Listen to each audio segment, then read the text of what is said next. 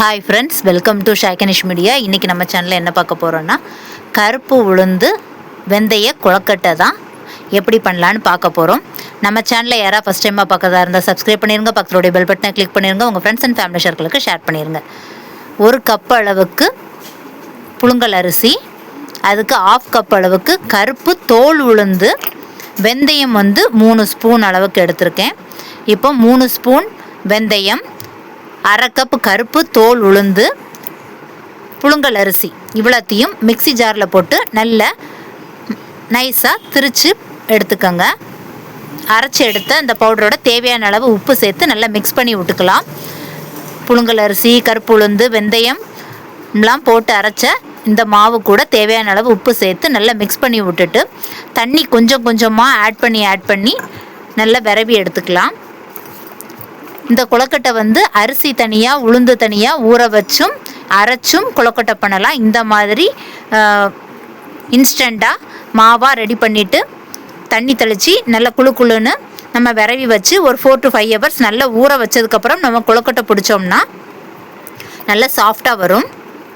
இந்த மாதிரி தண்ணி நல்லாவே தொளிச்சு எடுத்து விரவி வச்சுக்கோங்க. இந்த மாதிரி கிளுகிளுன்னு இருக்கிறது மாதிரி இதை நம்ம ஒரு மூடி போட்டு மூடி வச்சு ஒரு 4 hours அப்படி நல்லாவே ஊற விட்டுக்கோங்க.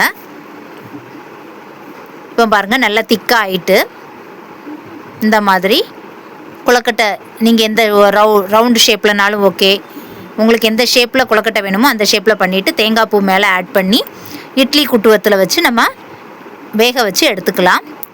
இந்த கொழக்கட்டை ஒரு 10 to 15 minutes நல்லா சூப்பராக சாஃப்டாக நம்ம நல்லா 15 minutes வேக வச்சு எடுத்துடலாம். 10 to 15 minutes தான் ஆகும்.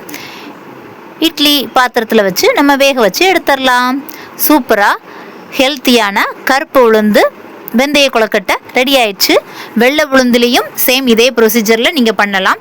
கருப்பு உளுந்து நம்ம இந்த மாதிரி கொழக்கட்டையாக உளுந்தங்கஞ்சியா உளுந்தங்களியா வச்சு சாப்பிட்றதுனால என்ன பயன்கள் அப்படிங்கிறத நம்ம பார்க்கலாம். இப்போ கருப்பு தோல் உளுந்துல கால்சியம் இருக்குது, பாஸ்பரஸ் இருக்குது, பொட்டாசியம் இருக்குது. அது போக பார்த்திங்கன்னா பிளட் செல்ஸு ஹீமோக்ளோபினில் ரெட் பிளட் செல்ஸுக்கு ரொம்ப நல்லது. நார்ச்சத்து அதிகமாக இருக்குது. அதனால் உடல் சம்மந்தப்பட்ட உபாயங்கள்லாம் வராது. சுகர் பேஷண்ட்டுக்கு இது ரொம்பவே நல்லது.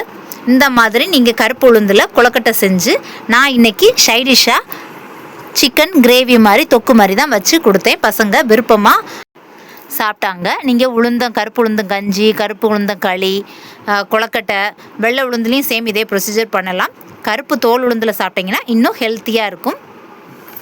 நீங்களும் இந்த மாதிரி கருப்பு உளுந்து வெந்தய கொழக்கட்டை செஞ்சு பார்த்து உங்கள் பசங்களுக்கும் கொடுங்க. சின்ன வயசுலேருந்தே கொடுக்கும்போது அவங்களுக்கு அந்த ஹெல்த் பெனிஃபிட் என்ன அப்படிங்கிறதையும் சொல்லி புரிய வச்சு சாப்பிட வைங்க. அதுதான் அவங்களுடைய எதிர்காலத்துக்கும் எதிர்கால சந்ததிக்கும் ரொம்பவே அது யூஸ்ஃபுல்லாக இருக்கும். அவங்க பசங்களுக்கு சொல்லி கொடுக்கறதுக்கும் நம்ம இதில் என்ன ஹெல்த் இருக்குது, இது நம்ம சாப்பிட்றதுனால என்னென்ன பயன்கள் இருக்குது, அதில் என்ன சத்து இருக்குது அப்படிங்கிறதையும் சொல்லி கொடுங்க. இந்த வீடியோ உங்களுக்கு ரொம்ப பிடிச்சிருக்குன்னு நினைக்கிறேன். பிடிச்சிருந்தா சப்ஸ்கிரைப் பண்ணுங்கள். பாய், see you, take care.